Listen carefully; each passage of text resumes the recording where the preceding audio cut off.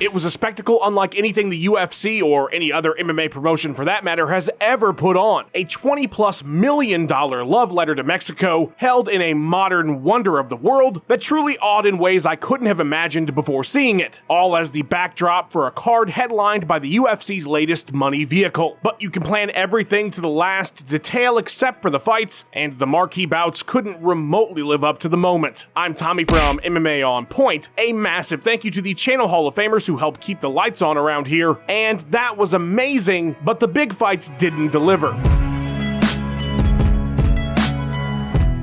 Before we talk about the two lackluster title bouts that capped off Noche, we gotta talk about the real star of the show first, the Sphere itself. At this point, with the saturation of UFC cards and the promotion's minimalist production, every single event feels nearly the same to watch, no matter where they are or who is fighting. Couldn't be further from the case here. This was such a breath of fresh air. The UFC flexing that production muscle and showing that when they want to put effort into something, or rather when somebody else is fitting a substantial part of the bill, they can pull out all the stops and create a truly remarkable experience. Even the octagon lighting was different than usual. I'll admit, on the prelims, I was a bit underwhelmed initially, but the main card segments celebrating Mexico and the backdrops for each fight were unbelievable. The costumes for the ring card girls. It was all incredibly well done, and the UFC needs to be doing this all the time. Not $20+ million productions, although they'd be absolute fools to not do another card at the Sphere. One of one is just not gonna cut it, but I'm talking about a change in production for big events. Something that makes them feel special. Remember the octagon on the beach for Fight Island that they didn't actually use? That's what I'm talking about. That would have been amazing. Look, I understand that Apex card 9382 isn't going to have a lot of flash, but big shows should be in the spirit of this event, whether the budget is 20 million or 20,000. I mean, how hard is it to throw some pumpkins around the cage for Halloween? They've shown us what they can do. It's time for more events that feel special. And yes, more Sphere shows. Come on, Dana. But do make some changes. The ticket prices were absurd. Downright stupid, in fact. You keep breaking your gate record, but the venues aren't getting any larger. That just means we're getting hosed. And the marketing for the event was bizarre to say the least, but the venue itself is just cool as hell. There's no way we're not getting a sequel. I don't care how hard that was to put on. All that said, the two fights that truly mattered on this card just tanked. Grasso was entirely dominated on the ground for the vast majority of the fight, even though she tried her best to land a sub at nearly every moment. And O'Malley never really got going but for the last few moments of the fifth, where he gave Merab minor trouble. Otherwise, he was too busy being thoroughly trounced by a wrestling gremlin who was smothering him against the mat. But you know, that's the fight game. These types of fights are going to happen sometimes. Not that that knowledge makes them any easier to stomach. Those were two fights that were not particularly entertaining, and I'm a pretty easy fan to please. So yeah, when you strip away all the pomp and circumstance of the production, the actual product, fighting, came up massively short, which is why this event is going to be remembered far more for the magical spheriness of it than any of the fighting. That said, in this rare instance, because of the entirely novel nature of this thing, you can't call UFC Noche anything but a huge success, and a blueprint for what needs to be done for big shows going forward. But okay, let's talk about those big fights now and the consequences of them, shall we? Noche UFC marks the end of the Sugar Show, and Sean's reign couldn't have blown up any bigger in TKO's face. They went full WWE with the O'Malley hype. He's a superstar because we say he are. Well, where are the pay-per-view sales to back that up? Give us some concrete data. If the man was doing numbers like Conor, everyone would have no choice but to accept his stardom. Don't get me wrong, the dude has something to him. There's no doubt about that, and he definitely is a star. He carried 299 on his shoulders. That alone is proof enough. But these next level and biggest star in the UFC forced talking points just backfired big time. Let the guy organically become the big star, if that's what he's going to become. You can't force it. That said, the Sugar era was probably never long for this world anyway. Even if he managed to get past Merab, Umar probably would have got him next. Because wrestling still wins, and that ain't changing, folks. Just ask Bilal and Valentina last night. Flydor left no doubts the third time around and has returned to her throne for a whole new crop of contenders as 125 is in full swing. Manon Fiorot is next in line, of course, and the question after last night will be, can she stop the takedowns of Shevchenko? She did stuff all of Erin Blanchfield's. I gotta think with how comfortable Valentina was with her ground control strategy against Grasso this third time around, that will be the plan for Fiorot too. So yeah, let's see if she can pull it off and add to her Hall of Fame career. I am into that matchup. Lost in the stunningly uncompetitive performances by the two now former champions, and the absolutely incredible production was a whole bunch of fights on the rest of the card that kicked all kinds of ass and deserve our praise. The obvious fight of the night was Zellhuber and Rybovits, but as awesome as that fight was, there were like 3 or 4 others that were right up there with it. Sadly, their flowers will be stomped on because if the card ends bad, the whole card is bad. These are just the rules. And while that is not fair, inversely, like 303, if we end on a high note, the whole night was fantastic, no matter how much of a mess the rest of it was. A shame for everybody who had a great night at UFC Noche, but them's the breaks, as they say. Let's finish this discussion of Riyadh Season Noche UFC Sphere 306 O'Malley versus Dawalish Willie by looking at some numbers and handing out some Best in Show awards. The UFC's first and only $20 million